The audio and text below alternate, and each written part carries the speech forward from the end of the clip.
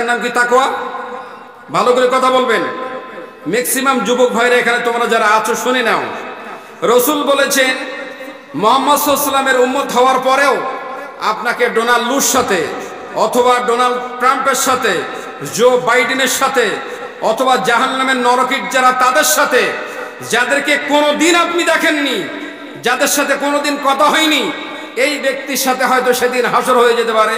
কারণ সেভাবেই আপনি কাটিং করে চুল রেখেছেন, সেভাবেই আপনি পোশাকের ফেঞ্চি করেছেন, আপনি সেভাবে নিজেকে পরিপাটি করে ফেলেছেন, নির্দিষ্ট সময়কে কেন্দ্রিক করে সেভাবেই আপনি মোবাইলে সময় দিচ্ছেন। এটা হলো চরিত্রের বৈশিষ্ট্য। রাসূল সাল্লাল্লাহু আলাইহি ওয়াসাল্লাম তিনি বললেন দুটি জিনিস মানুষদেরকে জান্নাতের পথ দেখায়।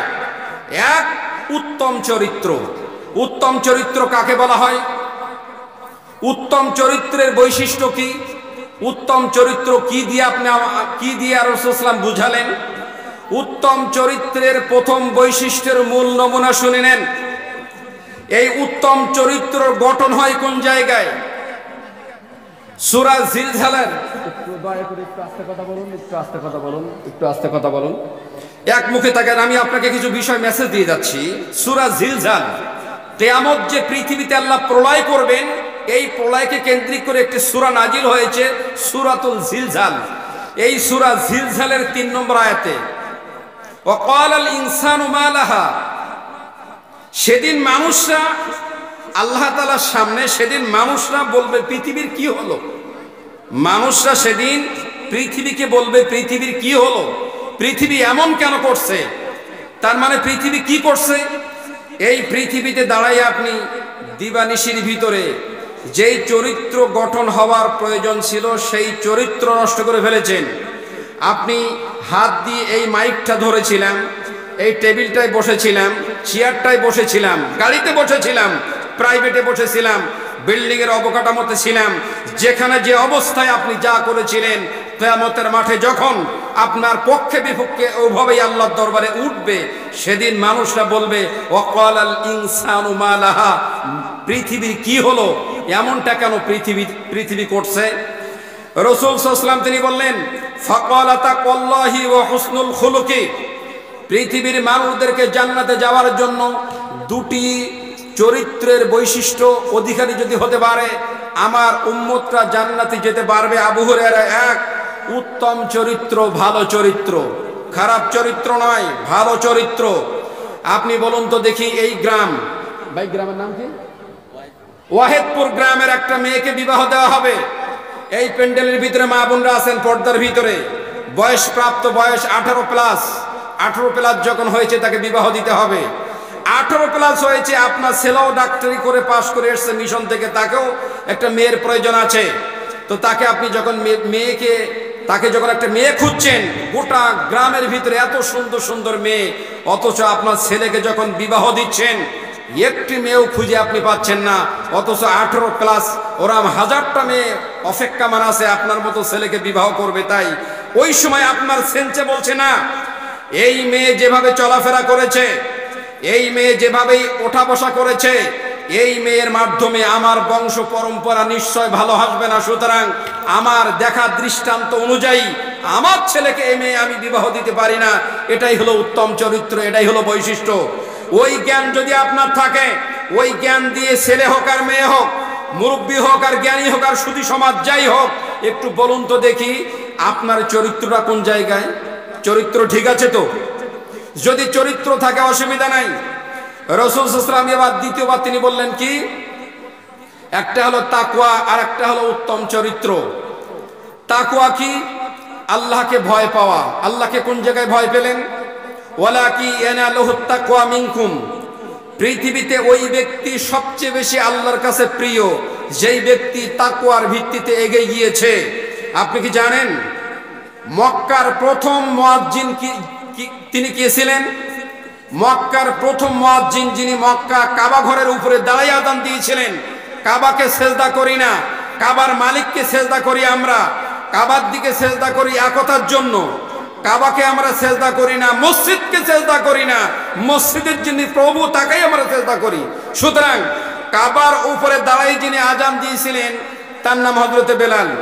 আপনি কি জানেন বেলালের কয়শো বিঘা জমি? আপনি কি জানেন বেলাল কোন বংশের থেকে এসেছে? আপনি কি জানেন বেলালের অন্যান্য পরিচয় কি? কিছুই জানেন না, আমরা জানতেও চাই না। কিন্তু বেলালের কত মর্যাদা, তাকওয়া কি পরিমাণ চলে গিয়েছে। বেলাল যখন পৃথিবীতে আজান দিয়েছেন, তার আজান 7 আসমান পেরিয়ে একটা মসজিদ আছে, বাইতুল মামুর বলা হয়, ফেরেশতাদের মসজিদ। হযরতে বেলালের আজানের আওয়াজ শোনার পরে ওই ফেরেশতারা সেখানে সালাত আদায় করে থাকেন। বেলালের তাকওয়া এত বেশি ছিলেন, এর নাম তাকওয়া। এর নাম কি? এর নাম তাকওয়া। যুব সমাজ, যুবক ভাই যারা এখানে আছো, আগামী সমাজের আইডল হলো তোমরা, কিন্তু তোমাদের চরিত্র এত নোংরা। 5 মিনিট তোমার চরিত্র যদি উপস্থাপন করা হয়, তাহলে গ্রাম থেকে তুমি বোম্বাই চলে যাবে, চেন্নাই চলে যাবে, 10 বছর ভয়ে লজ্জায় গ্রামে ঢুকতে পারবে না। মানুষের ভয়ে যদি 10 বছর গ্রাম ছেড়ে তুমি চলে যাও, তাহলে যিনি তোমার সৃষ্টি করেছেন রব আল্লাহ তাআলা, সেই আল্লাহ তাআলাকে কতটুকুন ভয় করলে এই ভয় করার নাম তাকওয়া। এর নাম হলো আল্লাহ ভীরু। আল্লাহ রাসূল বলেন ফাকালা তাকওয়াল্লাহি ওয়া হুসনুল খুলুকি। একটা হলো আল্লাহ তাআলার ভয় ভীতি, উত্তম চরিত্র, তাকওয়া এবং উত্তম চরিত্র। উত্তম চরিত্র কি? উত্তম চরিত্র কারে বলে? এবার উত্তম চরিত্রের বৈশিষ্ট্য নেন। প্রিয় মা বোনরা এখানে বসা আছেন, আমি আমার ছেলেকে জেনার জন্য শামিল করেছি, আমি আমার পুরো হোল ফ্যামিলিকে জেনায় শামিল করে ফেলেছি, আমি নিজেও জানি না সেটা কিভাবে। সেটা কিভাবে দেখেন, আপনি মোবাইলে একটা জিনিস, একটা ফিল্ম দেখছেন, আপনি একটা মুভি দেখছেন, হঠাৎ দেখতে দেখতে আপনার মন হচ্ছে যে ওই ফিল্মে ওই ছেলেটা যদি আমি হতাম। খুব সুন্দর একটা মেয়েকে আপনি দেখলেন, আপনার মন বলছে এই মেয়েটার সাথে যদি আমার বিবাহ হতো।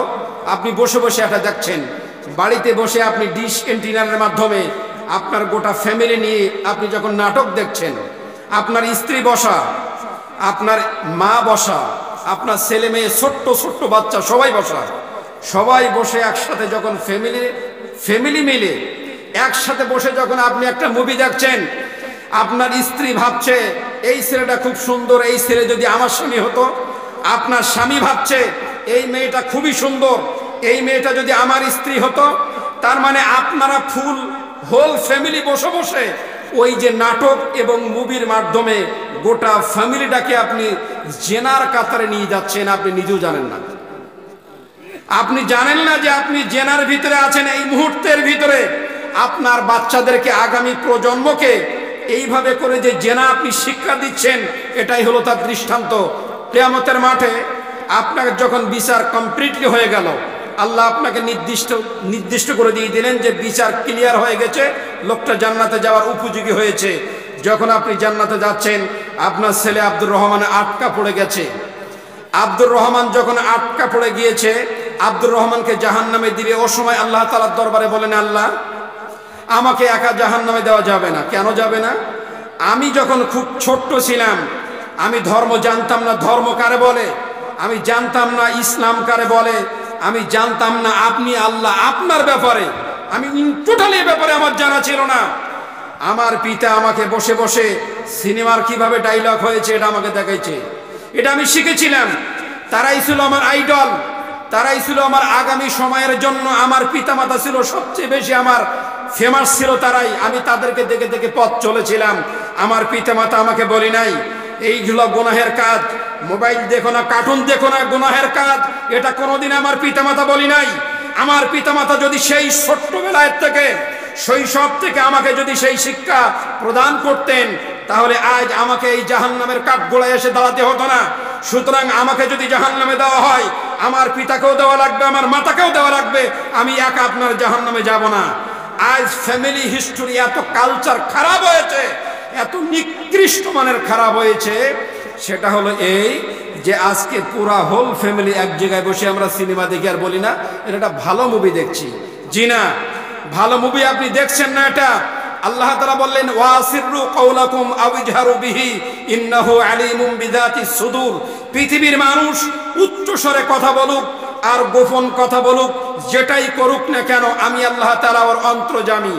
আপনার অন্তরের ভিতরে কি লুকোচুরি খেলছে, পৃথিবীর কেউ জানুক আর না জানুক, বলুন তো জানেন কে? আল্লাহ জানেন। এবার আপনি বলুন তো দেখি, কখনো কোনোদিন এক জায়গায় বসে আপনার ফ্যামিলি নিয়ে কোনোদিন এরম ক্রিকেট খেলা দেখেছেন, মুভি দেখেছেন, সিনেমা দেখেছেন? এরম কেউ আছেন এখানে? একসাথে যদি দিকে থাকেন তাহলে আজকে যেই তওবা করে আল্লাহর কাছে চিরদিনের জন্য ক্ষমা চাইবেন, আল্লাহ আজকের পর থেকে এ কাজ করব না, এটা জান্নাতের পথ নয়। ফাকালা তাকাল্লাহি ওয়া হুসনুল খুলুকি, এটি জান্নাতের পথ নয়, এটি আপনাকে জান্নাতে দেখাতে পারে না। রাসূল সাল্লাল্লাহু আলাইহি ওয়াসাল্লামকে দ্বিতীয়বার জিজ্ঞেস করা হলো, ওয়া সুইলান আকসারি মা ইয়াদখুলুন নাস আন-নার, ইয়া রাসূলুল্লাহ, কোন জিনিস মানুষদেরকে জাহান্নাম দেখায়, কোন জিনিস মানুষদেরকে জাহান্নামে নিয়ে যাবে? আল্লাহর নবী বললেন ফাকাল আল ফামু ওয়াল ফারজু, বিশ্বনবী তিনি বললেন দুইটা জিনিস মানুষদেরকে জাহান্নামে যাওয়ার জন্য খুব ইজি করে দিয়ে দেবে, খুব সহজে আপনি আল্লাহর জাহান্নামে যেতে পারবেন দুটো জিনিসের মাধ্যমে। এক, ফাকাল আল ফামু, দুই চোয়ালের মধ্যখানে জিহ্বা, এই জিহ্বা দিয়ে আপনি সমানে কথা বলছেন, কোনোদিন ফেরেশতারা আপনার কাছ থেকে এসে ট্যাক্স চাইলো না। বাড়িতে কারেন্ট জ্বালালেন, 3 মাস হয়ে গেল পল্লী বিদ্যুৎরা এসে বলে আপনার এখানে বিল হয়েছে 3000 টাকা, টাকা না দিলে লাইন কেটে দিবে। যতদিন আপনি কথা বলেছেন, যতদিন যেখান থেকে কথা বলা শিখেছেন, আর এ পর্যন্ত কোনোদিন কি ট্যাক্স দিয়েছেন আল্লাহর জন্য? দেন নাই। আল্লাহ রাসূল সাল্লাল্লাহু আলাইহি ওয়াসাল্লাম তিনি বললেন আল্লাহ আপনার গালের ভিতরে ট্যাক্স ঢুকাই দিয়েছেন। আল্লাহ বললেন মা ইয়ালফিযু মিন কাওলিন ইল্লা লাদাইহি রাকিবুন আতীদ, বান্দা যখন কথা উচ্চারণ করবে, ওই কথা উচ্চারণ একবার হয়ে গেলে এমন বিপদ, হাতের থেকে তীর মেরে ছেড়ে দিলে তীর যেমন ধনুকের ভিতরে আনা যায় না, নিশ্চিত তীর চলেই যাবে। মানুষের জবান থেকে কথা একবার ছুটে গেলে ও কথা ফেরত আর আসবে না, কথা বের হয়ে গিয়েছে।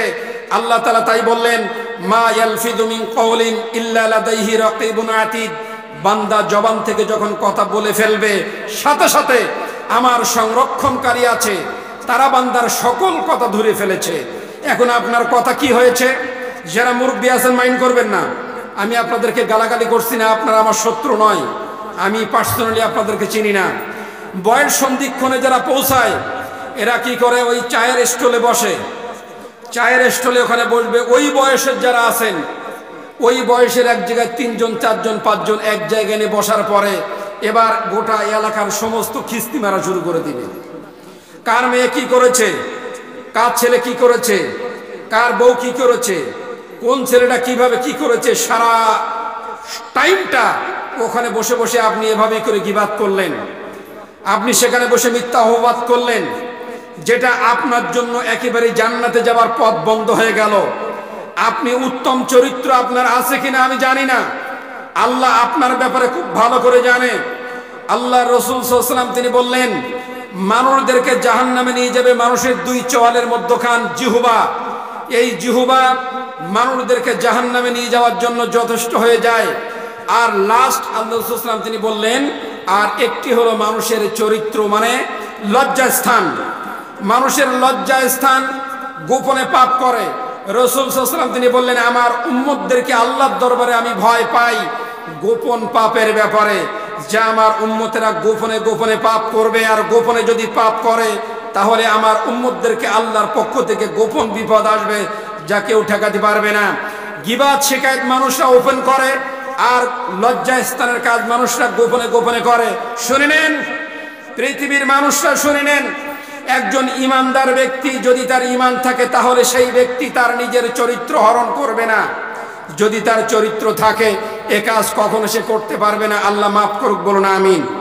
হাদিসের ভাষা আমি আপনাকে বুঝালাম, সেটি হলো এই, জান্নাতে যেতে গেলে আপনাকে কি কাজ করতে হবে, জাহান্নামে যেতে হলে আপনাকে কি করতে হবে, সারমর্ম আপনাকে ছোটভাবে বলে দিলাম।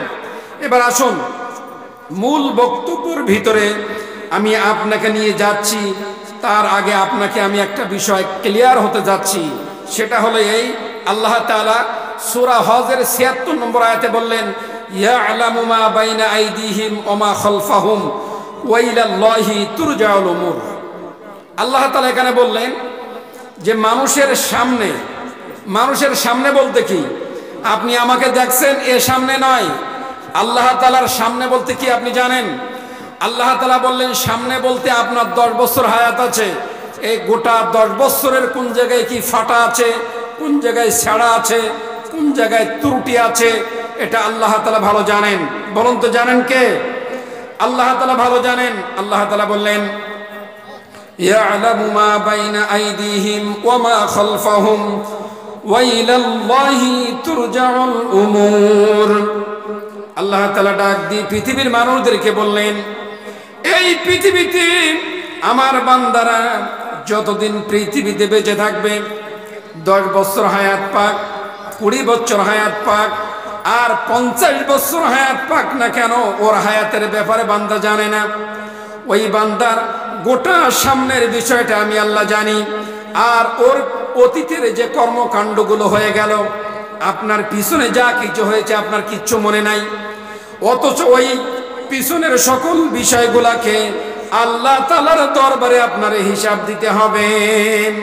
আমার ভাইরা, আল্লাহ তাআলা তিনি কোরআন আল কারীমের ভিতরে বললেন ওয়া ইলাল্লাহি তুরজাউল উমুর।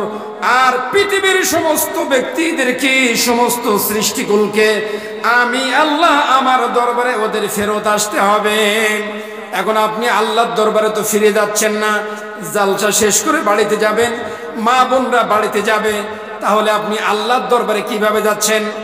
আল্লাহর দরবারে যাওয়া তার মানে হলো এটাই, আজকে এই নভেম্বর মাসের 15 তারিখ চলে গেল, জীবনে কোনোদিন এই 15 তারিখ আর ফেরত আসবে না।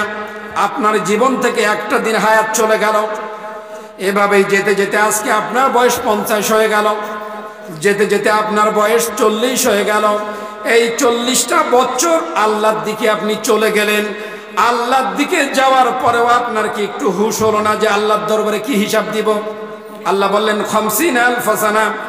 কিয়ামতের মাঠে আল্লাহ তাআলার দরবারে, কিয়ামতের মাঠে মানুষ যখন উঠবে, তোমাদের হিসাব অনুযায়ী একজন মানুষ মানে একটা দিন কিয়ামতের মাঠে একটা দিন হবে 50,000 বছরের সমান। একদিন যদি 50,000 বছরের সমান হয়, তাহলে আপনাকে যদি আল্লাহ 2 দিনের হিসাব নেন, গোটা জীবনে যা তুমি করলে, আমি আল্লাহ তোমার কাছে 2 দিনের মাধ্যমে তোমার হিসাব সব নিতে চাই। তো আল্লাহ তাআলার দরবারে আপনি যদি হিসাব দেন, তাহলে 40 বছরের জীবনের ভিতরে 12 বছর থেকে 13 বছরের মধ্যে আপনার শরিয়াত শুরু হয়েছে, ওখান থেকে 40, তার মানে 13 বছর যদি চলে যায়, 27 বছর আপনার জীবনে। 27 বছরের ভিতরে মিনিমাম আপনি 10-12 বছর ঘুমের ভিতরে কাটাই দিলেন, 10-12 বছর। তাহলে থাকলো আর কয় বছর? প্রায় 15-16 বছর। এই 15-16 বছরের ভিতরে স্ত্রীর কাছে গেলেন, খাওয়া দাওয়া করলেন, ব্যবসা বাণিজ্য করলেন, কথাবার্তা বললেন, যা আপনি কিছু করলেন, এই সময়টা আল্লাহ তাআলা যদি আপনার কাছ থেকে হিসাব গ্রহণ করতে চাই, বান্দা ওই হিসাব দিতে যদি 1 লক্ষ বছর সময় লাগে, আর কিয়ামতের মাঠটা এত খারাপ জায়গা হবে, এত নিকৃষ্ট জায়গা হবে, এত বেকায়দা জায়গা হবে, পাপিষ্ঠদের মাথার চাঁদনিগুলা ফেটে যাবে, ঘিনুগুলো বের হয়ে কানের সাইড দিয়ে বের হয়ে ঝুলতে থাকবে, মানুষগুলো পানি পানি করে পাগল হয়ে যাবে, মানুষের জিহ্বাগুলো কুকুরের মতো ঝুলতে থাকবে। ওই সময় মানুষরা এত বেপরোয়া হয়ে যাবে, বলবে আল্লাহ বিচার করার দরকার নাই, জাহান্নামে ফেলে দেন, ওর চাইতে জাহান্নামে যাই, এত খারাপ জায়গা হবে। ওইখানে যদি আপনার কাছ থেকে আল্লাহ তাআলা 2 দিনের হিসাব নেন, আব্দুর রহমান, আব্দুর রহিম, আব্দুল করিম, মাত্র 2টা দিনের হিসাব তুমি দিয়ে যাও। এই 2 দিনের হিসাব যদি আল্লাহ আপনার কাছ থেকে নিয়ে নেন, তাহলে 1 লক্ষ বছর আল্লাহর দরবারে ওই অবস্থায় আপনার হিসাব দিতে হবে। আপনি বলুন তো দেখি, আল্লাহর দরবারে 1 লক্ষ বছর হিসাব দিতে পারবেন নাকি? আমার ভাইরা, আপনি বলুন তো দেখি, আজকে হলো নভেম্বর মাসের 15 তারিখ, অক্টোবর মাসের 15 তারিখে এই সময় আপনি কি করেছিলেন বলতে পারবেন? মনে আছে কারোর? কেউ বলতে পারবেন না, কারোর মনে নাই। ইন টোটাল কেউ বলতে পারবে না, এটি বলার কোনো ক্ষমতাও নাই পৃথিবীর মানুষের। আল্লাহ তাআলা বললেন, যদি মনে না থাকে তাহলে জান্নাতে যাওয়ার জন্য প্রস্তুত হয়ে যাও, মৃত্যুর জন্য প্রস্তুত হয়ে যাও, যে কোনো সময় আল্লাহর পক্ষ থেকে তোমার জীবনের ঘন্টা বেজে যেতে পারে। আমার প্রিয় ভাইরা, শেষ জামানার ব্যাপারে রাসূল সাল্লাল্লাহু আলাইহি ওয়াসাল্লাম হযরত আব্দুল্লাহ ইবনে ওমর রাদিয়াল্লাহু তাআলা আনহু একটা লম্বা হাদিস বর্ণনা করেছেন। এই হাদিসটা আমি বলে প্রায় শেষ পর্যায়ে চলে যাব, আপনার এই হাদিসটা একটু নিয়ে বাড়িতে যাবেন। রাসূল সাল্লাল্লাহু আলাইহি ওয়াসাল্লাম তিনি বললেন যে এমন একটা সময় আমার উম্মতের কাছে আসছে, সে সময়টা এত খারাপ হবে। রাসূল সাল্লাল্লাহু আলাইহি ওয়াসাল্লাম তিনি বললেন, ও আনসার আর মুহাজির এদিকে আসো। সবাই মসজিদে নববীতে চলে আসলেন। আসার পরে বিশ্বনবী সাল্লাল্লাহু আলাইহি ওয়াসাল্লাম তিনি বললেন যে আল্লাহ তাআলা তোমাদেরকে 5টি বিষয় বিপদে ফেলে দিবেন। আল্লাহ তাআলা তোমাদেরকে 5টি বিষয়, 5টা পরীক্ষা, আল্লাহ তাআলা 5টা পরীক্ষা করে তোমাদেরকে বিপদে ফেলতে চায়। আর আমি রাসূল তোমাদেরকে ওই 5টা বিপদ থেকে বাঁচার জন্য আল্লাহর কাছে দোয়া করেছি। তার প্রথমটা হলো এই, 1 নাম্বার গজব আল্লাহ পৃথিবীতে দিবেন। 1 নাম্বার গজবটা কি? পৃথিবীতে যখন মানুষরা অশ্লীলতা, গোটা গ্রাম, এই ভালো করে কথা শোনেন, প্রত্যেকের বাড়িতে মেয়ে আছে, প্রত্যেকের বাড়িতে স্ত্রী আছে, স্ত্রী সন্তান আছে, স্ত্রী সন্তান আছে। তো হযরত মা আয়েশা রাদিয়াল্লাহু তাআলা আনহা তিনি বলতেন, আল্লাহ রসুলের মাইন্ড, মানে মাইন্ড বলতে কি, আল্লাহ রসুল সাল্লাল্লাহু আলাইহি ওয়াসাল্লাম যখন খুব ফ্রি মেজাজ থাকতেন, খুব আনন্দ ফিল করতেন, খুব মানে এনজয় একটা মুহূর্ত থাকতেন, ঠিক ওই সময় মা আয়েশা রাদিয়াল্লাহু তাআলা আনহা তিনি কি করতেন দেখেন। আপনি আপনার বাড়ির স্বামী আছেন, তো একদিন আপনার মন খুব ভালো, ওই সময় আপনার স্ত্রী এসে বলছে তোমার মন খুব ভালো, আমার একটা ইরাদা পূরণ করতে হবে, কি আমাকে চলো না আজকে একটু দার্জিলিং নিয়ে যাবে, বলে না আমাদের স্ত্রীরা বলে না, চলো না আমাকে একটু বহরমপুর নিয়ে যাবে বা একটা হোটেলে নিয়ে যাবে অথবা দোকানে গিয়ে আমাকে কিছু কিনে দেবে। তো ওই সময় স্বামীর মন যখন ভালো থাকে, ঠিক আছে আমি দিয়ে দেবো, বলে না এটা। রাসূল সাল্লাল্লাহু আলাইহি ওয়াসাল্লাম তিনি মহিলাদেরকে বললেন যে পৃথিবীতে যখন তোমার স্বামীর চেহারা খুব ভালো দেখবে, মাইন্ড খুব ফ্রি দেখবে, তখন তুমি তোমার স্বামীর কাছে কি চাইবে জানো? ওই সময় মা আয়েশা তিনি বলতেন, ইয়া রাসূলুল্লাহ আপনি আমার জন্য দোয়া করুন, ইয়া রাসূলুল্লাহ আপনি আমার জন্য দোয়া করুন। তো ওই সময় আল্লাহ রাসূল বলতেন, আয়েশা কি দোয়া করব? তো তখন তিনি বলতেন, আপনার মনে যেটা আসে সেটাই আপনি আমার জন্য দোয়া করুন, করুন না আপনি আমার জন্য দোয়া। তো ওই সময় আল্লাহ রাসূল সাল্লাল্লাহু আলাইহি ওয়াসাল্লাম তিনি বলতেন, আল্লাহ আয়েশার জীবনের গুনাহগার আল্লাহ তুমি মাফ করে দাও, বলেন সুবহানাল্লাহ। এরপরে তিনি বলতেন যে আল্লাহ তুমি আয়েশার সমস্ত কবরের বিপদকে মুসিবত দূরীভূত করে দিয়ে দাও, আল্লাহ তুমি আয়েশার কিয়ামতের মাঠে মুসিবত দূরীভূত করে দিয়ে দাও, আল্লাহ আয়েশার জন্য জান্নাতে যেতে পারে, বলেন সুবহানাল্লাহ। মা বোন যারা আছেন, যাদের স্বামী এখানে আছেন, যখন আপনি দেখবেন আপনার স্বামীর মাইন্ড খুব ভালো, নিজের জন্য আপনি স্বামীর কাছ থেকে দোয়া চাইবেন। আমাদের মা বোনরা চাই কিনা আমি জানি না, কিন্তু চাইতে হবে এটি। স্বামী যদি আপনার জন্য দোয়া করে, আপনার জন্য জীবনের কল্যাণ বয়ে আনবে। এবার আসেন, হযরত আব্দুল্লাহ ইবনে ওমর তিনি বলেন, রাসূল সাল্লাল্লাহু আলাইহি ওয়াসাল্লাম তিনি বললেন, যদি এই কম, এই যে গ্রাম, এই কমের ভিতরে রাসূল সাল্লাল্লাহু আলাইহি ওয়াসাল্লাম তিনি বললেন, যদি এই কমের ভিতরে, এই কমের মানুষরা কোনো অশ্লীলতা ছড়িয়ে যায়, অশ্লীল কি? অশ্লীল হলে এটাই, আপনার মেয়ের বয়স মিনিমাম 14 অথবা 9 বছর থেকে বা 8 বছর থেকে শুরু হয়েছে। যখন আপনার মেয়ের বয়স 10 বছর হয়েছে, তখন আপনার মেয়ের উঁচু নিচে জায়গাগুলো বোঝা যাচ্ছে, সে আস্তে আস্তে ভারসাম্য হতে যাচ্ছে। ওই সময় আপনার মেয়েকে ছোট পোশাক আপনি দিতে পারবেন না, আপনার মেয়েকে ঢিলাঢালা পোশাক দিতে হবে। আপনার মেয়েকে এবং এমনভাবে আপনাকে পরিপাটি করতে হবে, ওকে শেখাতে হবে, ওকে বুঝাতে হবে যে তুমি হলে দামি মানুষ, তুমি হলে দামি। আর দুনিয়া ও মাতা ও খৈরুল মাতা ও দুনিয়া ইমরাতুস সালিহা, বিশ্বনবী তিনি বলেছেন গোটা পৃথিবীটাই হলো সম্পদ, এই সম্পদের ভিতরে সর্বশ্রেষ্ঠ সম্পদ হলো একজন নেককারিনী স্ত্রী। সুতরাং সমাজের ভিতরে যদি অশ্লীলতা ছেয়ে যায়, অশ্লীলতা কিভাবে ছেয়ে যায়? আল্লাহ রাসূল বললেন, ফাত্তাকুদ দুনিয়া ওয়াত্তাকুন নিসা, আমি আমার উম্মতের কাছে, আমার উম্মতের জন্য 2টা সবচাইতে ভয়ঙ্কর জিনিস রেখে গেলাম। আমার উম্মতের এত বড় ফিতনা পৃথিবীতে আর নাই। 1 মহিলার ফিতনা, 2 পৃথিবীর ফিতনা। এই ফিতনার থেকে আমার উম্মত বাঁচবে কিনা জানি না। বনী ইসরাঈলদের প্রথম অন্যায় শুরু হয় নারীর ফিতনা দিয়ে শুরু। শুনে নেন, হযরত আব্দুল্লাহ ইবনে ওমর তিনি বলেন, রাসূল সাল্লাল্লাহু আলাইহি ওয়াসাল্লাম তিনি বলেছেন, এই পৃথিবীতে যখন সমাজের ভিতরে, কমের ভিতরে অশ্লীলতা ছেয়ে যাবে, অশ্লীল কি? নারী পুরুষের অবাধ মেলামেশা, নারী পুরুষের অবাধ মেলামেশা যদি চলে, ওইখানে আল্লাহর গজব কিভাবে আসে দেখেন। রাসূল সাল্লাল্লাহু আলাইহি ওয়াসাল্লামের ভাষা দেখেন কত ভারী।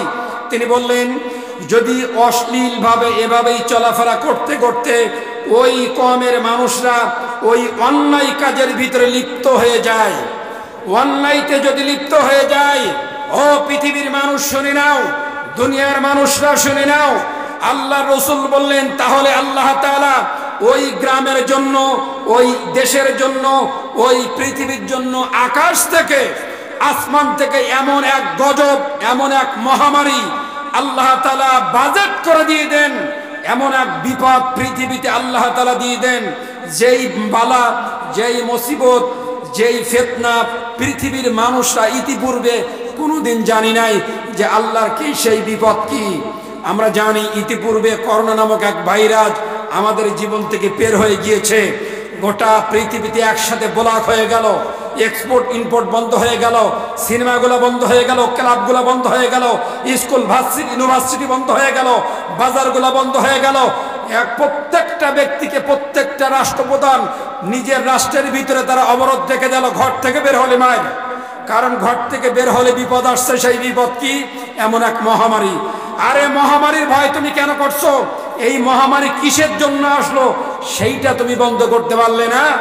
রাসূল সাল্লাল্লাহু আলাইহি ওয়াসাল্লাম 1450 বছর আগে তিনি বললেন, গ্রামের মানুষ, সমাজের মানুষরা যদি এভাবেই করে ফিতনা ফাসাদ শুরু করে দিয়ে যায়, ফিতনায় লিপ্ত হয়ে যায়, আল্লাহর পক্ষ থেকে এমন এক মহামারী পৃথিবীর মানুষের জন্য আমি আল্লাহ উপহার দিব, যেই মহামারী মোকাবেলা করার মতন পৃথিবীর কোনো ব্যক্তি থাকবে না, যার উজ্জ্বল দৃষ্টান্ত কিছুদিন আগে আমরা দেখে এসেছি। কথা বলুন ঠিক কিনা? কথা বলুন আমার প্রিয় ভাইরা। একটা জিনিস আপনি আমাকে বলুন তো দেখি, যে এই এলাকার মা বোন যারা আছেন, মা বোন সম্মানী ব্যক্তি, সম্মানী জিনিস কত দামি। গোটা পৃথিবীর সব সম্পদ যদি একদিকে রাখা হয়, একজন মহিলার সতীত্বে যদি একদিকে রাখা হয়, গোটা পৃথিবীর সম্পদের চাইতেও একজন নারীর সতীত্ব তার চাইতে বেশি দামি। হযরত ওমর রাদিয়াল্লাহু তাআলা আনহুর জামানায় তিনি যখন যুদ্ধের ময়দানে তার সমস্ত বাহিনীদেরকে পাঠালেন, ওই সময় একজন বৃদ্ধ মহিলার একটা ছেলে ছিল, তাকেও যুদ্ধের ময়দানে পাঠানো হয়েছে। ওই মহিলা ওমরের কাছে এসে নালিশ করে বললেন, ওগো ওমর, তুমি তোমার যুদ্ধের জন্য আমার ছেলেকে তুমি যুদ্ধের ময়দানে প্রেরণ করেছো, আমার নববধূ আমার বাড়িতে এখনো পর্যন্ত বাচ্চা কাচ্চা হয় নাই, প্রত্যেক রাত্রিতে একজন দুষ্কৃতিকারী আমার এই নববধূর চরিত্রের উপরে হামলা করতেছে, প্রত্যেক দিন আমি সর্বোচ্চ চেষ্টা করতেছি, প্রত্যেক রাতে আসছে, আল্লাহ না করুক যদি আজকে রাত্রি এসে আমার নববধূর চরিত্রের উপরে নষ্ট হয়ে যায়, ওমর আমি বৃদ্ধ বলছি, তোমার বিরুদ্ধে আল্লাহর দরবারে আমি মামলা দিব। এটি শোনার পরে হযরত ওমর আশ্চর্য হয়ে গেলেন, সেখান থেকে খাওয়া দাওয়া বন্ধ করে দিলেন। বন্ধ করে দেওয়ার পরে তিনি বললেন, হে বৃদ্ধ মহিলা, তুমি তোমার বাড়িতে আজকে খবরদার তুমি বাতি জ্বালাবে না, তোমার বাড়িতে বাতি জ্বালাবে না, এবং তুমি তোমার ঘরের দরজা খুলে রাখবে, ঘরের দরজা আজকে আটকাবে না। বলল ঠিক আছে, তাই হবে। হযরত ওমর ওই বৃদ্ধ মহিলার বাড়িতে চলে গেলেন। বৃদ্ধ মহিলার বাড়িতে যখন তিনি গেলেন, বৃদ্ধ মহিলা জানে না প্রত্যেক দিনের ন্যায় সেই দুষ্কৃত আবার চলে আসলো ওই নারীর চরিত্র হরণ করার জন্য। যখনই ঘরের ভিতরে প্রবেশ করেছে, হযরত ওমর সাথে সাথে ওই দুষ্কৃতকারীর সাথে সাথে তাকে তার গলা আটকাই ধরে ফেলেছে। গলা আটকানোর সাথে সাথে তাকে তার তরবারি দিয়ে শিরচ্ছেদ করে আলাদা করে ফেলেছে। আলাদা করার পরে এবার মহিলাকে বলা হলো, এই বৃদ্ধ মহিলা, এবার তুমি বাতি জ্বালাও। বাতি জ্বালালেন, হাতের ভিতরে মস্তক রাখা অবস্থায়। ওমর ওই মস্তক দেখার পরে বললেন আলহামদুলিল্লাহ। এবার বললেন, মহিলা আমাকে এক গ্লাস পানি দাও। এক গ্লাস পানি দেওয়া হলো। এক গ্লাস পানি তিনি পান করলেন, করার পরে বললেন, আগামীকাল তুমি আমার দরবারে আসবে, আমার রাজ সিংহাসনে আসবে। তার রাজ সিংহাসন ছিল মসজিদে নববী।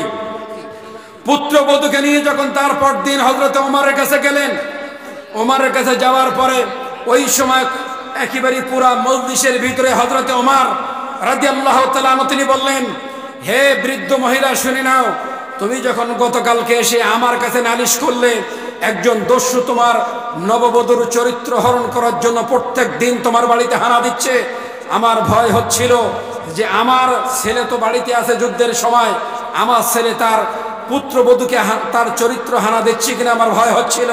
তাই আমি তোমাকে বলেছিলাম, খবরদার খবরদার বাড়িতে তুমি বাতি জ্বালাবে না, কারণ আমার ছেলে যদি হয় আর আমি আমার ছেলেকে তো কেটে আলাদা করে ফেলবো, ওই বিচার করতে হয়তো আমার মায়া লাগবে, তাই আমি বলেছিলাম বাড়িতে বাতি জ্বালবে না। আমি যখন বাতি জ্বালানোর পরে আমি তাকে শিরচ্ছেদ করে দেখলাম আমার ছেলে না, তখন আমি আল্লাহর শুকরিয়া আদায় করেছিলাম। যেদিন তুমি আমার কাছে গতকালকে নালিশ করলে সেখান থেকে আমি খাওয়া বন্ধ করে দিয়েছি, এক ফোঁটাও পানি পর্যন্ত আমি আমার খাই নাই।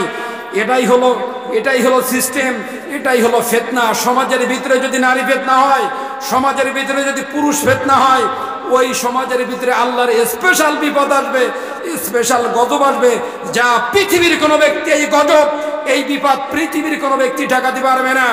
জ্ঞানী গুণী সুধী সমাজ সকলকে অনুরোধ করে বলবো, যাদের বাড়িতে বিবাহ যোগ্য কোনো মেয়ে আছে খবরদার এই মেয়ে যেন পর্দার বাইরে না আসে।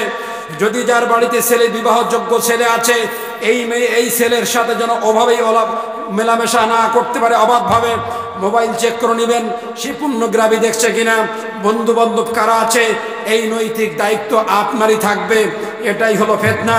রসুল বললেন যদি এই ফিতনার ভিতরে শামিল হয়ে যায়, আপনি দেখছেন কথা বলছেন না, আপনি দেখছেন চিন্তা করলেন আমি না আমি ভালো আছি, আপনার ব্যাপারে আল্লাহর ডিসিশন ফাইনাল।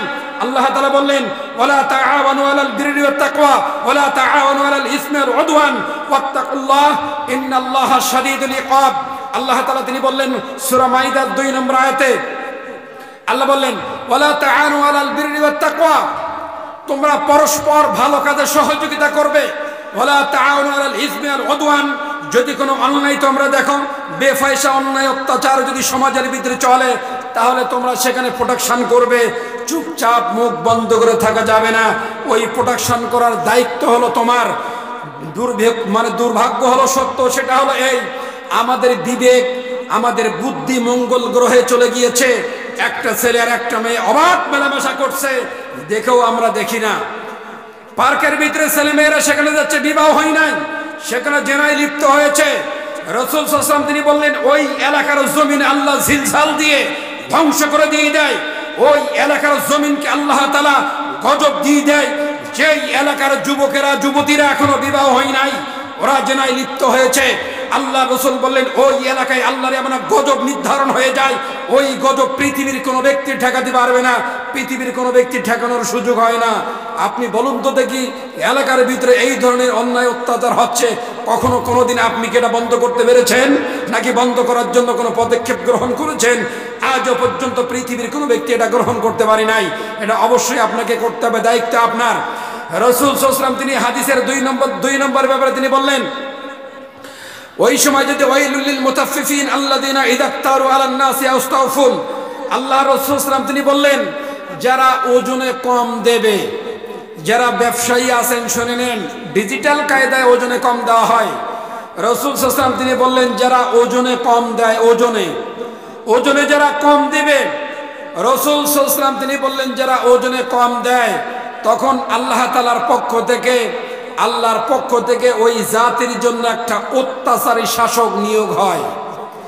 যারা ওজনে কম দেন, ওই ওজনে কম দেওয়া ব্যক্তিদের ভাগ্য প্রতিনিধি আসবে অত্যাচারী, তাদের অত্যাচারের কারণে তারা পাগল হয়ে যাবে, ঘরেও শান্তি পাবে না, বাইরেও শান্তি পাবে না, চতুর সাইডে শুধু অত্যাচার তাদেরকে বেষ্টন করে ফেলবে।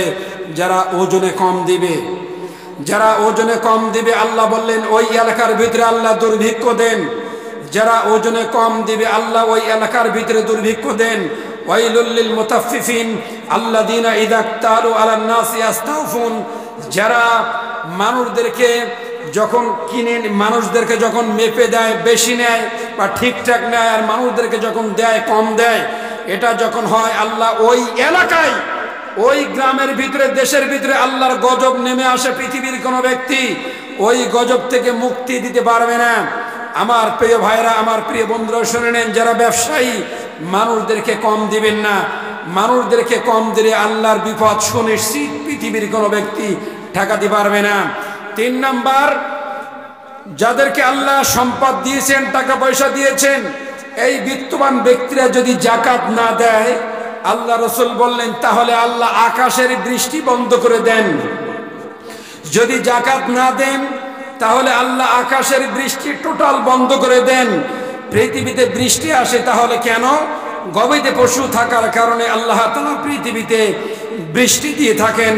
তা না হলে আল্লাহ তাআলা কিয়ামত পর্যন্ত এই পৃথিবীতে আর বৃষ্টি দিতেন না।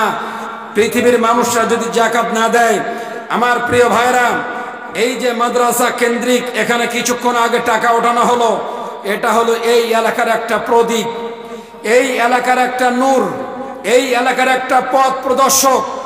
এই জায়গা থেকে আলেম তৈরি হবে, এই জায়গা থেকে এলেমের চর্চা হবে। আল্লাহ রাসূল সাল্লাল্লাহু আলাইহি ওয়াসাল্লাম তিনি বললেন, ইয়াতাকাবারু যামানু ওয়া ইয়াকবিদুল ইলমু ওয়া তাযহারুল ফিতনা ওয়া ইয়ালকুশুহা ওয়া তাকসারুল হারাজ। ক্বাইলা ইয়া রাসূলুল্লাহ ক্বালাল হারজু ওয়াল কাতিল ওয়াল মাকতুলু ফিন্নার।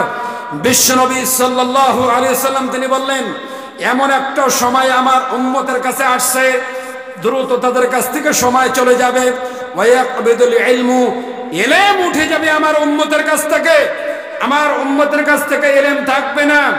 আপনার ছেলেকে আপনি বাংলাতে লেখাপড়া শেখাচ্ছেন, প্রত্যেক মাসে সেখানে ৩-৪ হাজার ৫,০০০ টাকা ব্যয় করেছেন, আর যেই বাচ্চাটাকে আপনি মাদ্রাসায় দিলেন ওই বাচ্চার পিছনে ৫০০ টাকাও আপনি ব্যয় করলেন না। শুধু তাই নয়, আজকাল মাদ্রাসায় আমরা বেছে বেছে ছেলে দেই। কোন বাচ্চাদেরকে মাদ্রাসায় দেয় আপনি কি জানেন? লেড়া, কানা, খুলোয়া, এরপরে যে ব্যক্তি বোঝে না, এরপরে নর্মাল। গোটা গ্রামের ৩-৪ মেম্বার, পঞ্চায়েতের মেম্বাররা বিচার করে যার শয়তানি বন্ধ করা যায় না, এবার সবাই মিলে চিন্তা করে এর মাদ্রাসায় দে। আর যার ব্রেন ভালো, ভালো ব্রিলিয়ান, বিরাট ভালো ব্রেন, একে দেয় ইংলিশ মিডিয়ামে, একে দেয় ভার্সিটিতে, একে দেয় হাই স্কুলে, যাতে করে চোর হবে, লম্পট হবে, লুচ্চা হবে, বদমাইশ হবে। যেই ছেলেটা ব্রেন ভালো এরে দিল বাংলায় জেনারেল লেখাপড়া করানোর জন্য, আর যার ব্রেন টোটালি ভালো না এরে দিয়েছে মাদ্রাসায়। ওই মাদ্রাসায় পড়া ছেলেকে নিয়ে লেখাপড়া করাই আল্লাহ ওকে এমন এক শাইখুল হাদিস বানাইছে, ওকে এমন জ্ঞান দান করেছে, গোটা জাতির কাছে উজ্জ্বল প্রদীপ হয়েছে। আমার প্রিয় ভাইরা, বিশ্বনবী তিনি বললেন, ওয়ায়াকবিদুল ইলমু, এমন একটা টাইম আমার উম্মতের কাছে আসছে যাদের কাছ থেকে জ্ঞান উঠে যাবে, এ জ্ঞান থাকবে না। আপনার কলিজার ভিতরে জ্ঞান নেই, আপনি একটা হাদিস বলতে পারেন না, কোরআনের একটা আয়াত বলতে পারেন না, আপনার কোনটা শয়তানের পথ, কোনটা জান্নাতের পথ, ইন্না হাদাইনাহুস সাবিলা ইম্মা শাকিরা ওয়া ইম্মা কাফুরা, কোনটা ভালো পথ কোনটা মন্দ পথ বলার ক্ষমতা আপনার নাই। এইটা জানতে হলে, বুঝতে হলে আপনাকে ইলম চর্চার জায়গা লাগবে। সৌভাগ্যবান আপনারা, আপনারা কি জানেন অনেক নামি দামি বিশ্বের অনেক রাষ্ট্র আছে যাদের সেই রাষ্ট্রের ভিতরে এরাম শিক্ষা, এরাম আরবি শিক্ষার ব্যবস্থা সেখানে নাই। ধুকে ধুকে তারা মরতেছে, তারা আফসোস করে মরতেছে। আর আপনার বাড়ির কাঠগোড়ায়, আপনার বাড়ির বারান্দায় এমন সুন্দর শিক্ষা প্রতিষ্ঠান আছে, অবহেলায় আপনার জীবন চলে যাচ্ছে, আপনি মূল্যায়ন করলেন না। বাৎসরিকভাবে এখানে জালসা করা হয়, হাতে ধরে পায়ে ধরে বলা হয়, বাবা এই মাদ্রাসায় কিছু টাকা পয়সা দাও, এখানে শিক্ষকদের বেতন, বাচ্চাদের খাওয়া, এখানে ইলম চর্চার জায়গা, কোরআন চর্চার জায়গা, হাদিস চর্চার জায়গা, এখানে কিছু তোমাদেরকে অনুদান করতে হবে। তখন আমরা চিন্তা করি এখানে এত টাকা কিভাবে দিব, আমরা এত টাকা কি দেওয়া যায়, এই মানসিকতা হয়ে গিয়েছে আমাদের। এখান থেকে আমাদের অবশ্যই ফিরে আসতে হবে, তা না হলে আল্লাহ তাআলার দরবারে আপনাকে এবং আমাকে এমন ভাবে হিসাব দিতে হবে যে হিসাব দিয়ে আল্লাহর দরবার থেকে উঠে যেতে পারবো কিনা আমরা জানি না। আমার প্রিয় ভাইরা, আমার প্রিয় বন্ধুরা, বলতেছিলাম একটা রাত্রি জলসা হয়েছে এখানে। এক রাত্রি আপনি কি শুনবেন? এক রাত্রি আপনার অনেকগুলো হাদিস মুখস্থ হবে না, অনেকগুলো আয়াতের ব্যাখ্যা মুখস্থ হবে না, একটা রাতের একটা ব্যাখ্যা হয়ে যাবে আপনার জীবনে। আজকে আপনি এই মাদ্রাসার জন্য আপনার হস্ত মোবারক প্রসারিত করেছেন, হস্ত প্রসারিত করেছেন। আপনার কষ্টের হালাল উপার্জিত টাকা যদি ইলম চর্চার জন্য এভাবেই দান করে যেতে পারেন, এই সময়টা মনে থাকবে না, এই দিনটা মনে থাকবে না, টাইমটার কথা আপনি ভুলে যাবেন। কিন্তু আল্লাহ রাসূল বললেন, আস-সাদাকাতু বুরহানুন, কোনো ব্যক্তি যদি আল্লাহর রাস্তায় ইলম চর্চার জন্য, দ্বীনি শিক্ষার জন্য দান সদকা করতে পারে, তাহলে কিয়ামতের মাঠে হাতু বুরহানাকুম, ওই দান, ওই সদকা তার জন্য দলিল হয়ে যাবে জান্নাতে যাওয়ার জন্য, যে এই ব্যক্তি আল্লাহ দান করেছে। তোমার কোরআন কেউ আর নিচ্ছিল না, কোরআন মুখস্থ করতে পারছিল না, হাদিসের চর্চা ছিল না, তার দানের মাধ্যমে আল্লাহ এই ছোট্ট মাসুম বাচ্চারা হাদিসের হাফেজ হয়েছে, এই বাচ্চারা মুহাদ্দিস হয়েছে, কোরআনের হাফেজ হয়েছে। সুতরাং আল্লাহ এই ব্যক্তির অনুদান পিছন দিক থেকে প্যাট্রোনাইজ করেছে, আল্লাহ তুমি এর প্রতিদান দিয়ে আল্লাহ তুমি জান্নাতবাসী করে দিয়ে দাও।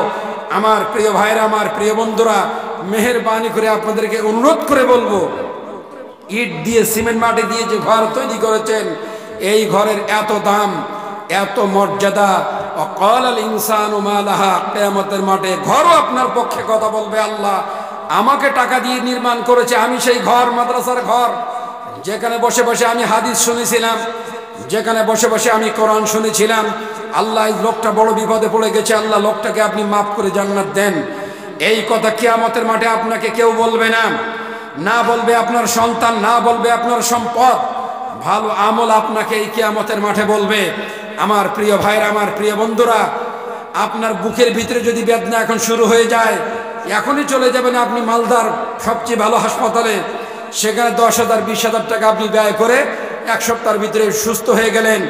যে আল্লাহ আপনাকে সর্বসময়ের জন্য সুস্থ রেখেছেন, সেই আল্লাহ তাআলার জন্য আপনি কেন দিতে পারবেন না? আপনি কি জানেন রিজিকের 4টা খাত আছে? রিজিকের হলো 4টা খাত। এই রিজিকের 4টা খাতের প্রথমটা হলো সুস্থতা। রিজিকের প্রথম খাতের 4টা খাতের প্রথম খাত হলো নিজের শরীরের সুস্থতা। আপনার যদি সুস্থ থাকে ওটাই হলো রিজিক। 2 নাম্বার রিজিক হলো নেককারিনী স্ত্রী, যার ঘরে আল্লাহ একজন নেককারিনী আবেদা সালেহা ভালো একজন মানে স্ত্রী পেয়েছে, ওই বাড়িটা জান্নাতের মতো। এটা হলো আপনার রিজিকের 2 নম্বর স্তর। আর 3 নাম্বার রিজিকের স্তর হলো আপনার সন্তান।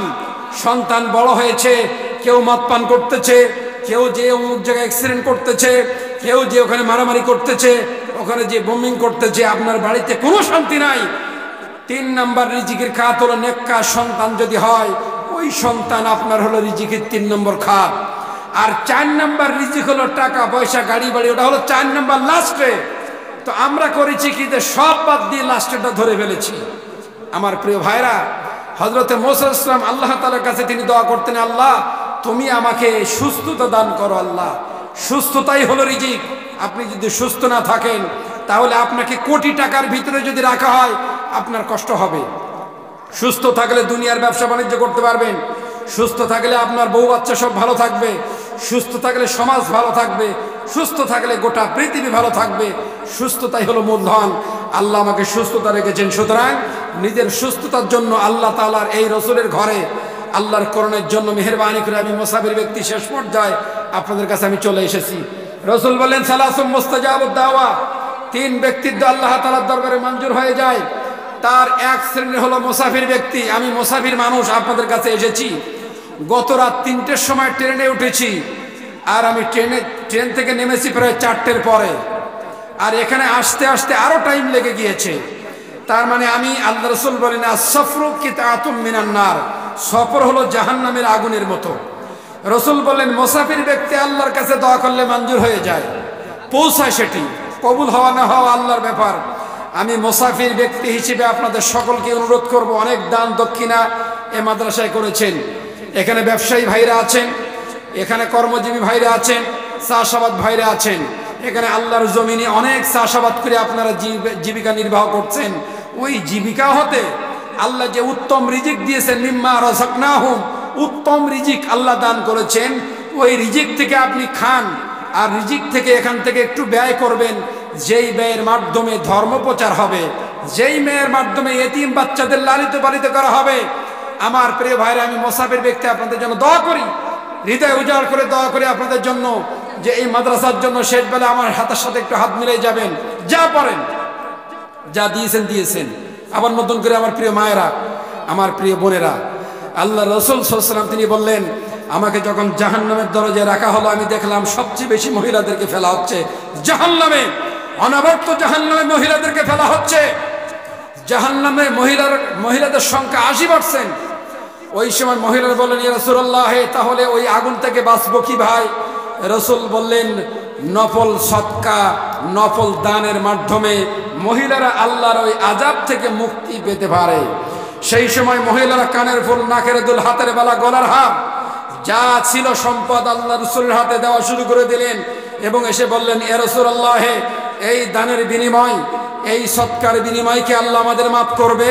ওই সময় আল্লাহ রাসূল বললেন, এই দানটা যদি আল্লাহর জন্য হয়, একটা দান যদি সরিষা সমপরিমাণ হয়, সেটা যদি আল্লাহর খুলুসিয়াতের জন্য হয়, তাহলে সেই দানটা আল্লাহ নিজে ডান হাতে গ্রহণ করে থাকেন। ওই ডান হাতে গ্রহণ করে আল্লাহ তাআলা ওই দানটাকে লালিত পালিত করতে করতে কিয়ামতের মাঠে বিরাট পাহাড় সমপরিমাণ উঠাবেন। কারণ ওই দানটা ছিল আল্লাহর ভয়ে, আল্লাহর সন্তুষ্টির জন্য, নট মানুষ দেখানোর জন্য, নট অহংকারের জন্য। খুলুসিয়াত মনে আল্লাহর কোন বান্দা বান্দি যদি এভাবেই দান করতে পারে, এই দান কিয়ামতের মাঠে আপনার জন্য বিরাট জান্নাতে যাওয়ার একটা বিরাট আপনার মাধ্যম হয়ে যাবে। জান্নাতের 8টা দরজা আছে। এমন একজন সাহাবা আছে, এমন একজন ব্যক্তি আছে, জান্নাতের 8টা দরজা, তাকে 8টা দরজা দিয়ে বলবে আমার ভিতর দিয়ে প্রবেশ করো। আর তিনি হলেন হযরত আবু বকর। হযরত আবু বকর এত নম্র মানুষ, ভদ্র মানুষ তিনি ছিলেন। হযরত ওমর সব সময়ের জন্য বলতেন যে আমার সারা জীবনের আমল সব আমি আবু বকরকে দিব, এক রাতের হযরত আবু বকরের আমলটা আমাকে দিন। সেই আবু বকর এত দান করেছেন, যখন আল্লাহ রাসূল বললেন যুদ্ধের ময়দানে দান করতে হবে, যা যা আছে এনে দাও, সব সাহাবারা আনলেন, হযরত ওমর আনলেন, ওসমান আনলেন, সবাই আনলেন, হযরত আবু বকরও আনলেন। কিন্তু আবু বকরের দানটা খুব ছোট। হযরত আবু বকরকে আল্লাহ রাসূল বললেন, আবু বকর লম্বা ঘটনা। আবু বকরকে বললেন, আবু বকর কি হয়েছে? তিনি বলেন, ইয়া রাসূলুল্লাহ, সবাই যে দান করেছে সেই তুলনায় আমার দানটা খুবই নগণ্য, খুবই ছোট, তাই আমার খুব খারাপ লাগছে। তো বলেন, এই যে সম্পদ পোটলার ভিতরে এনেছো, বাড়িতে কি আছে? তিনি বলেন, ইয়া রাসূলুল্লাহ, আমার বাড়িতে আল্লাহ এবং তার রাসূল ছাড়া আমার পরিবারের জন্য এক লোকমা খাবার আমি রেখে আসতে পারিনি। এর নাম দান। বলুন তো এর নাম কি? এর নাম হলো দান। আর আমরা দান করি কি? ছেঁড়া নোটটা কি কেমন আছে? শুক্রবারের দিন ছেঁড়া নোট যা চলে না, মানে খনি কিন্তু নেয় না, পান কিন্তু নেয় না, মানে মুভি কিনতে নেয় না, কোনোটাই যখন বাদ পড়ে যায় ওই ছেঁড়া নোটটা এবার মসজিদের কুটুর ভিতরে ঢুকাই দেয়। এরপরে যখন মসজিদ মাদ্রাসার দান খাওয়ার কথা বলা হয়, তখন আমার জীবনে মনে হয় যুদ্ধ শুরু হয়ে গেল, আল্লাহ আমি দান করব। তার মানে হলো এটাই, আপনার দানের টাকা আল্লাহ নিতে চাচ্ছেন না। আল্লাহ তাআলা আবু লাহাবের ব্যাপারে বলেন, তাব্বাত ইয়াদা আবি লাহাবি ওয়া তাব। আল্লাহ তাআলা আবু লাহাবকে ধ্বংস শুধু চাননি, তার 2 হাত সহ, তার সম্পদ সহ আল্লাহ অভিশাপ করে দিয়েছেন। তার সন্তানাদি, তার 2 হাত এবং তার সম্পদ আল্লাহ কোনোটাই নেবেন না, আল্লাহ ধ্বংস চেয়েছেন তার। আমার প্রিয় ভাইরা, এই সূরাটা নাজিল হওয়ার পরেও আবু লাহাব পৃথিবীতে 10 বছর বেঁচে ছিলেন। 10 বছরের ভিতরে যদি আবু লাহাব ধর্ম গ্রহণ করতো, তাহলে সূরা মিথ্যা হয়ে যেত। মিথ্যা হয় নাই, আবু লাহাব মিথ্যা হয়েছে। সুতরাং যারা দানের কথা বললেও দান করতে পারে না, কষ্ট হয়, যন্ত্রণা হয়, জেনে রাখবেন সবার দান আল্লাহ নেন না, নেওয়াও সম্ভব নয়। আমার প্রিয় ভাইরা, সুতরাং আমি শেষবেলা আল্লাহ রাসূল বলেন, ইন্নামাল আমালু বিল খাওয়াতিম, যার শেষ ভালো তার সব ভালো, যার শেষ ভালো তার সব ভালো। এই মাদ্রাসার অনেক দান দক্ষিণার প্রয়োজন, অনেক টাকা পয়সার প্রয়োজন। আপনারা যে যা পারবেন, মুসাফির হালাতে আমি আছি, একটু মেহেরবানি করে আমার সাথে একটু মোলাকাত করে যা পারেন দিবেন। ধান হলে ধান দিবেন, গম হলে গম দিবেন, মুসুরি হলে মুসুরি দিবেন, নগদ টাকা হলে দিবেন, না হলে যা পারবেন ইনশাআল্লাহ তাআলা একটু শেয়ার করে যাবেন। মৃত্যু ব্যক্তি যারা ইন্তেকাল করেছে, রাসূল সাল্লাল্লাহু আলাইহি ওয়াসাল্লাম তিনি বললেন, একজন মৃত্যু ব্যক্তি যখন মরে যায়, ওই ব্যক্তির দান এত দামি হয়, পৃথিবীর কোনো ব্যক্তি যদি ধানের একটা চিটা, যা কেউ নেয় না, ওরম একটা চিটা কেউ যদি দান করে আল্লাহর জন্য মৃত্যু ব্যক্তির জন্য, রাসূল বললেন ওই দানটা মৃত্যু ব্যক্তির জন্য উহুদ পাহাড় পরিমাণ হয়ে যায়। তাহলে তারা কত বিপদে আছে। সুতরাং মৃত্যু ব্যক্তির নামে দান করলে সব 2 রকম হয়ে যায়, ওই ব্যক্তিও পেয়ে যায়, যিনি দান করলে ইনিও পেয়ে যায়। মেহেরবানি করে একটু আপনারা যে যা পারবেন লাস্ট দিয়ে যাবেন। এই দাবি, এই দাওয়া আজ রেখে আজ সংক্ষিপ্ত আলোচনা শেষ করে দিলাম। সুবহানাকাল্লাহুম্মা ওয়া বিহামদিকা আশহাদু আল্লা ইলাহা ইল্লা আনতা আস্তাগফিরুকা ওয়া আতুবু ইলাইক। আসসালামু আলাইকুম ওয়া রাহমাতুল্লাহ। চাবি হারিয়ে গেছে গাড়ি, একটা চাবি হারিয়ে গিয়েছে গাড়ি, যার চাবিটা হারাই গিয়েছেন স্টেজ থেকে নিয়ে যাবেন।